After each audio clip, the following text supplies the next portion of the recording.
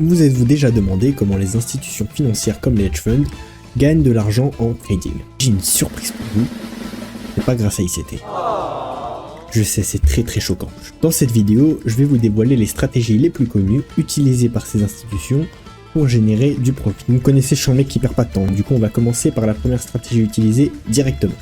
L'arbitrage d'obligations convertibles. Avant d'entrer dans le cœur de la stratégie, je vais expliquer ce que le terme arbitrage signifie, parce qu'on va l'utiliser tout le temps. La réelle définition d'un arbitrage, c'est l'achat ou la vente de deux assets similaires pour extraire du profit dépourvu de risque. Donc dans ce sens, les stratégies qu'on va voir ne sont pas des arbitrages au sens propre, mais plutôt des opportunités de trading qui ne sont pas ou peu affectées par le marché. Du coup, revenons à notre stratégie d'obligation convertible. Déjà, qu'est-ce que c'est qu'une obligation? L'obligation, c'est comme si on faisait un prêt à la banque, sauf que dans ce contexte, la banque, c'est nous, et c'est l'entreprise ou l'État qui doit nous repayer avec des intérêts. Une obligation convertible, c'est assez similaire, sauf que ce type d'obligation peut être converti en action à tout moment. Donc ça réduit l'intérêt qu'on perçoit lors du prêt évidemment, mais ça présente aussi l'avantage d'être exposé au marché.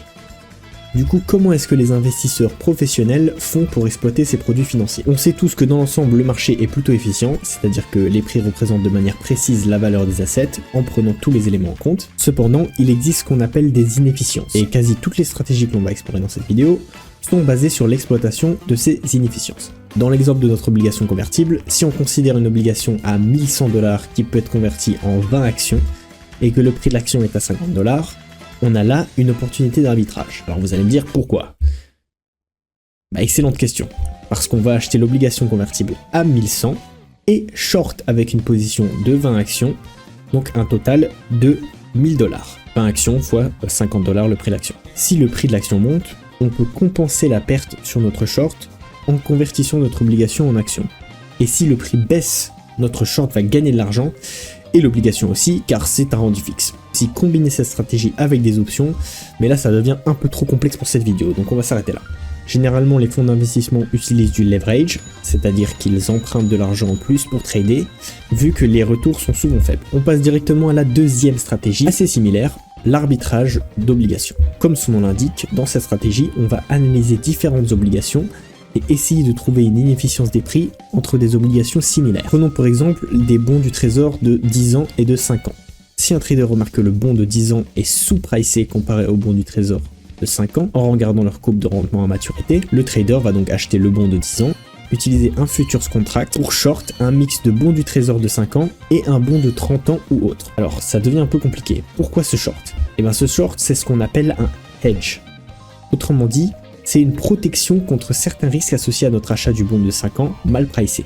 Donc, grâce à des mathématiques, le trader va construire un portfolio en parfaite balance entre la position longue et short.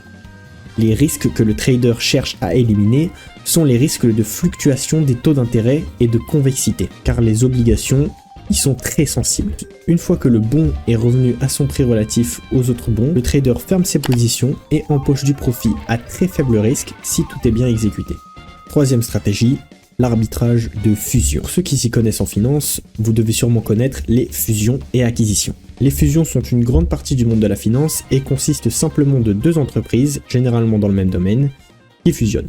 Il y a deux participants, l'acheteur et l'acheté. Dans un arbitrage de fusion, le trader va short l'entreprise qui se fait racheter et long celle qui achète s'il pense que le deal de fusion va se produire. Il va aussi faire l'inverse s'il pense que le deal va échouer.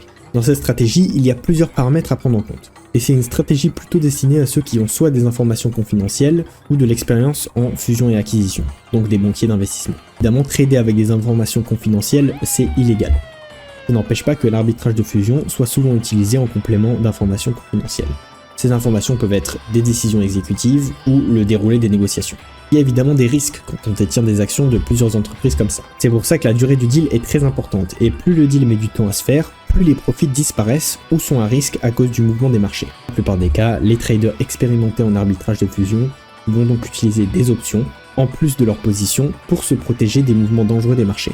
Quatrième stratégie, arbitrage d'indices. L'arbitrage d'indices implique généralement un index, donc un regroupement d'actions comme le Nasdaq 100 ou le S&P 500, et le futures contract ou une ETF de l'index. Le but étant de repérer une inefficience dans la manière dont ils sont pricés. Le future contract, c'est simplement un contrat entre deux participants d'acheter ou de vendre un actif à un prix défini.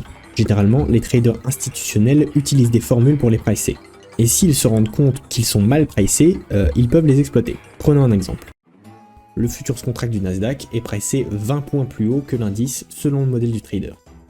Il va donc short le futures contract et acheter l'indice avec une ETF ou en construisant lui-même le portfolio d'indice. Il va capturer un micro-retour sans risque si son modèle est correct, jusqu'à ce que l'inefficience soit corrigée. Évidemment, le plus gros risque ici, c'est que le modèle ne soit pas correct et que le trader soit exposé à des risques inconnus. Cinquième stratégie, l'arbitrage de structure.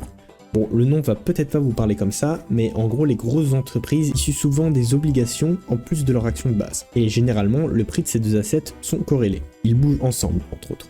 Mais des fois, le prix de l'un ne suit pas l'autre. Et c'est dans ces moments-là que le trader va effectuer un arbitrage en vendant l'asset trop cher et en achetant le moins cher. Cependant, c'est dur à déterminer, donc les traders utilisent des modèles mathématiques spécifiques comme le modèle de Merton. Il y a aussi certains risques, comme le risque de faillite d'une entreprise, le risque de ne pas pouvoir acheter les obligations d'entreprise, ou encore que le modèle soit défectueux. Prenons un exemple simple, sans modèle. Les obligations sont très peu chères, comme si l'entreprise avait une grande chance de faire faillite, et les actions sont surévaluées. Le trader va donc long les obligations et short l'action. Si tout se passe bien, le marché va comprendre le mispricing et se corriger de manière efficiente. L'écart entre les deux assets et la correction va faire gagner de l'argent au trader. Sixième stratégie, l'arbitrage statistique. Cet arbitrage, comme son nom l'indique, utilise des modèles statistiques pour déterminer des inefficiences dans les marchés. Généralement, les traders étudient la corrélation entre des instruments, c'est-à-dire à quel degré ils bougent ensemble, et ils tradent quand un des instruments dévie de son prix en pariant sur le fait que le prix va se corriger. Cette stratégie est très large dans le sens où tous les modèles statistiques peuvent être uniques et avoir leurs paramètres propres. Les traders utilisent généralement du leverage et des algorithmes haute fréquence car les retours sont fuyants et minimes. Par contre, il y a un risque bien réel, c'est de rater vos modèles statistiques et qu'ils soient défectueux. Ce genre de choses, c'est très complexe et ça demande un sacré background en maths et en programmation. Vu que cette stratégie s'effectue en haute fréquence, elle est aussi très susceptible au risque de ne pas pouvoir remplir son trade. Et enfin, septième et dernière stratégie, l'arbitrage de volatilité.